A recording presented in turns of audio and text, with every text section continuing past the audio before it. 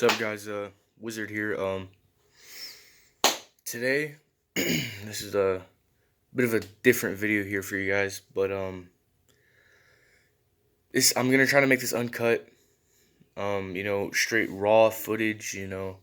Um, but today I'm going to be talking about majority of what I've gone through in my life. If you know me on a personal level, you know I've been through a lot. Um, let's start off. When it all started. When I was younger, um, when I turned 2 years of age, um, my mother, she married this one guy. I'm not gonna say any names, but when I was at the age of 2, she married this guy, and this guy, I wouldn't say he's the best influence on younger audiences, but he was quite abusive from the ages 2 to 9. He was very abusive to my family. It started when I turned about 5 years old. It I started doing chores around that time, so that was, I guess, the time where he thought, you know, discipline, but it was more abuse. It wasn't really a discipline, but yeah, that all started. I'd get I'd get beaten like once a day at least. Like sometimes it'd be something really petty, like not folding clothes fast enough. Um, he didn't just beat me; it was more, uh, whatever he wanted to do, he did it. There was no sexual abuse there, but he would punch me. And listen, guys, I'm from the ages 5 to 9 years, that age range. So this is not acceptable on any age level, especially for a young age, because you're stuck with this trauma for years to come. And to be honest, I never really had a childhood. You know what I mean? Like I was never able to go outside, ride my bike, you know, have friends over. I was always in within this loop of abuse for years and years, and then it all finally stopped once I was put into DCS, Department of Child Services. Um, the we were at the time. Okay, so throughout my life, I had moved a lot, like a lot. I moved around a lot. I stayed in Indiana for the majority of it, but we uh we stayed in Indiana, but it was everywhere. Like we went north, we went south. It was wherever we could go to get my mom and my stepdad out of legal trouble. Even though it still followed them, they thought it would be a better idea to move. So uh oh, and before I was born, my father passed away. He was in a car accident. I believe the story of that was he went to this party and his friend was driving, something like that.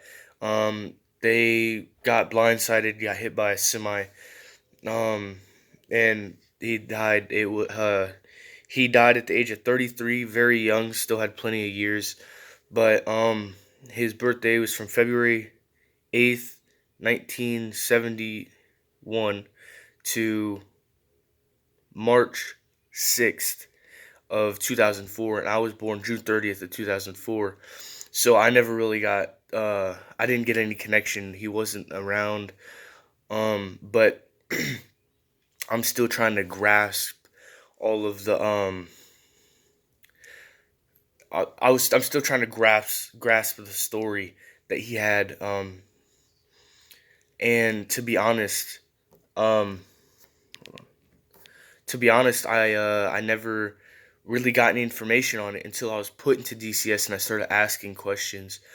I didn't even know my father's last name up until that point. Um, I thought my stepdad was my real dad for the longest time until we got in the car one day, and I was like, "Where's dad?" And my mom was like, "Oh, he's gone for a while." And then my sister said, "That's not your real dad." Like, what do you mean that's my dad? He's like, no, that's your stepdad. It's like, that's when it hit me that most of my life I've been lied to. Um, and that's where I lose that connection with my family. But hopping back into the Department of Child Services part, I've been okay. So I started off with this one home, and they were good parents in the beginning. Um, but then I realized that um, because I matured too fast. And I never, as I said, I never really had a childhood, so I could tell certain things when they were bad. And when we lived at that household, my brothers and my two little brothers at the time, I think they were 5, 6, 4, 5, something like that. They're 11 months apart. And then I had one of my older sisters um, with us in the household. At the time, I think she's like 13, something like that. But my two little brothers, they're wild, they're little. Um, and they'd run around the house, and they'd be like, "Oh, don't run around the house." But then they put them in restraints, is what they called them. But they were obviously not restraints. My brother was he was screaming, "Hey, stop it, you're hurting me," and they wouldn't stop. They kept saying, "Oh, this is what we're supposed to do." Okay, he wasn't moving. Like, he had no moving room, so it's not like he's struggling to get out. He has no room to move. So that's when I realized they were not very well parents. And then he ended up going to like these mental hospitals. He didn't have any mental or behavioral problems until up to that point when the he started getting the I'd say the he wasn't he wa- okay he didn't act out until up to that point when he started getting abused by these foster parents.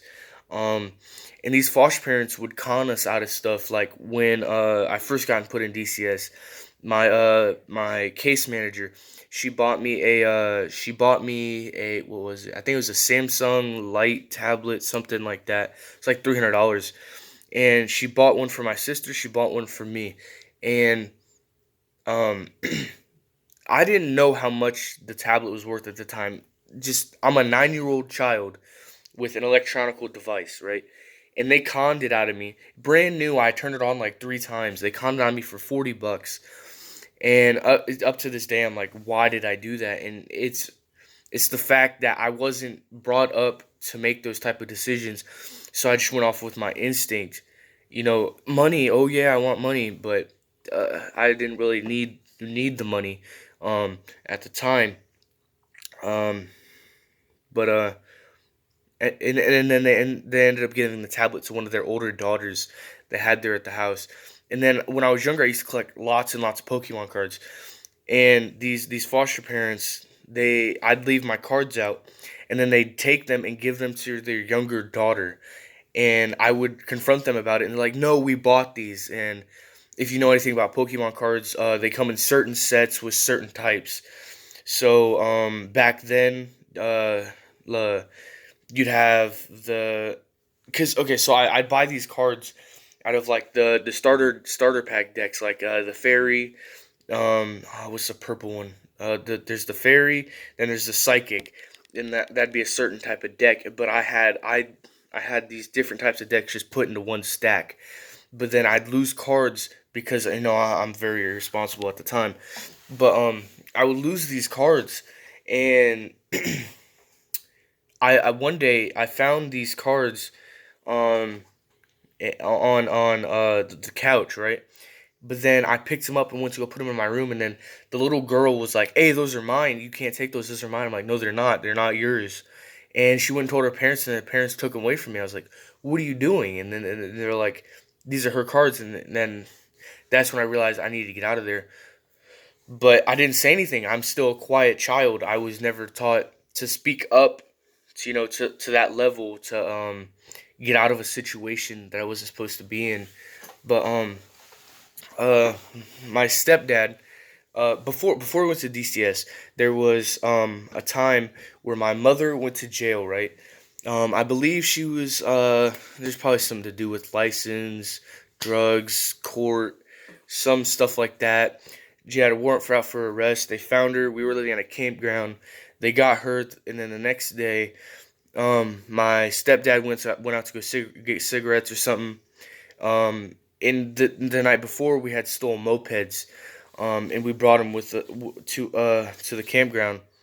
And my aunt down in Florida, my aunt and grandma down in Florida, heard about the arrest of my mother, and they came down to Indiana, and they went to the campground we were at, and the campground people wouldn't let her in because they didn't know the relationship. They couldn't prove anything. Um, so she came in. They finally let her in, and I woke up and someone's banging on our camper, right? And I get up. I'm like, "Hey sis, someone's banging on our camper. Who's here?" She gets up, goes, looks, and then um, there's my aunt, and she's like, "Hey, we gotta get out of here. You're not in a safe place." And then I will never forget this. We get out there. We sit on the bench right outside our camper, and she's like, "Oh, you guys okay? Where's your stepdad?" Blah blah blah. I'm like, "Hell, he went out." And then I see in the distance, I look out in the distance because there's like this trail, right? And upon this trail, there's like another road that goes upon all the trails. And there he is just riding by. And he looked at us, didn't turn to us. He just kept going on his moped. And he just gave me this weird dead stare. And then he eventually, I think the police caught him, brought him back, and then confronted him about the stolen mopeds, and he went to jail. But anyways, he ended up going to jail, and then there was some speculation he wanted to adopt me, and I was like, no, not after what you've done. But there was all that controversy. And then back to the situation at the foster home. Eventually, my stepdad's mother, which was my little brother's grandma, she came over and they went to the court, funeral, something like that. They came over to our house and started talking to my little brothers about moving in with her. And then I was like, well, where am I supposed to go? You know what I mean? And then she decided to take us all in. And then everything started going wrong for me once my sister left and went to California with her biological father. She was like 13 or 14 at the time. She started making decisions for herself, and she moved down to Florida. I mean, not Florida, California. Um, she moves down to California, um, and then I start acting up because I'm losing my family. What is going on?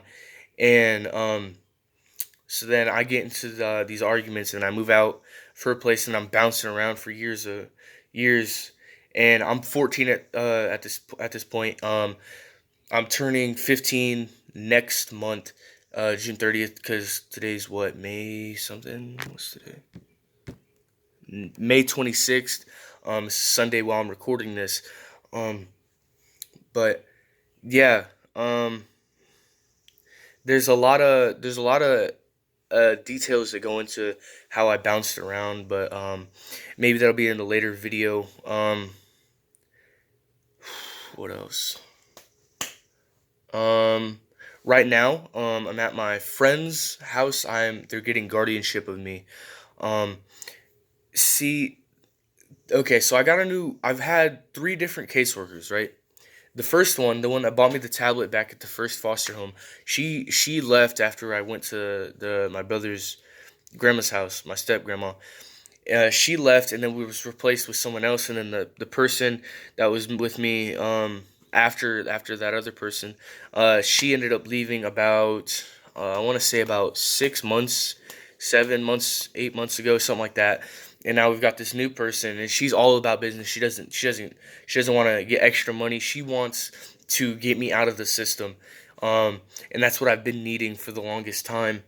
And because these foster parents, well, my friend's parents I'm living with right now, they applied for fostering, and they didn't get it because they were declined for some illegal underage things. Nothing I can specify on, but they were declined. But this new caseworker, she knows quote unquote loopholes, and she got all of these loopholes and stuff to get around all these illegal things, and then they moved me here, right? And I've been here since December 15th, 16th, something like that, and it's been going great. I've been doing a lot better. Um, I'm still catching up on the schooling because since I've moved, I've probably been to about 20 plus schools in my lifetime, just because of my parents moving a lot, and then me moving a lot in the system, DCS. Um, but I just wanted to get this out here. Um, that was a lot. I just wanted to get this out on YouTube. I'm doing a lot better. Um, I'm starting to make music. I haven't got anything released except for that one. I'm probably gonna re-record that one um, sometime soon. I have plenty of stuff coming. This summer, me and my friend are working on like short films. Um, and we're doing a lot better. I'm doing a lot better now. So I'm trying to put this out here so people know that don't give up. Don't end your life. Don't do anything impulsive. Because you will get out of those situations. You know, not not everything that happens in the moment is the worst thing.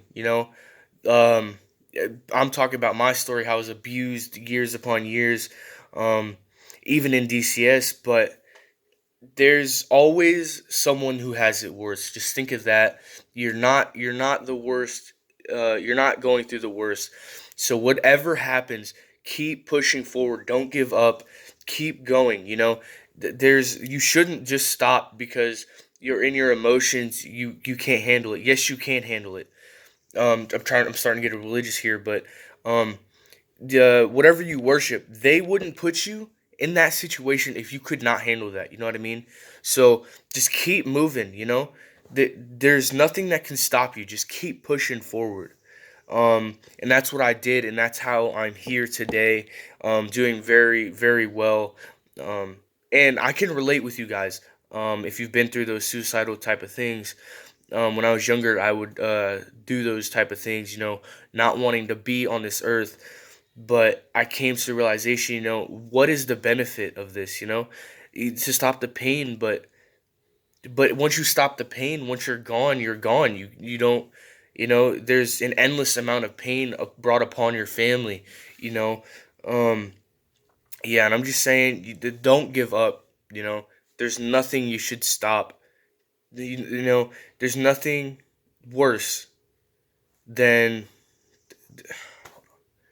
All right, well, this is horrible. I'm wording this horrible. There is nothing.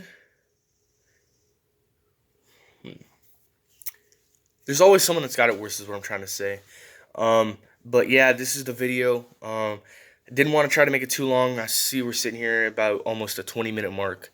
But I'm just trying to say, someone always has it worse. Don't give up. I trust me on this. Do not give up. Keep moving forward.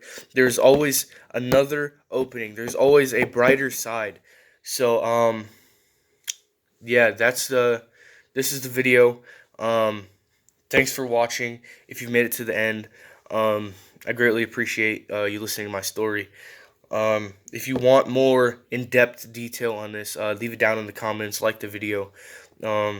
Subscribe, turn on notifications if you want to see these videos with my music, my short films, story lives, just funny skits in general. Like and subscribe. Show me your support. I'm only a small YouTuber, but I know I'll make it big. If I keep pushing forward, I will make it. So thank you guys for watching. Have a great rest of your night. Peace.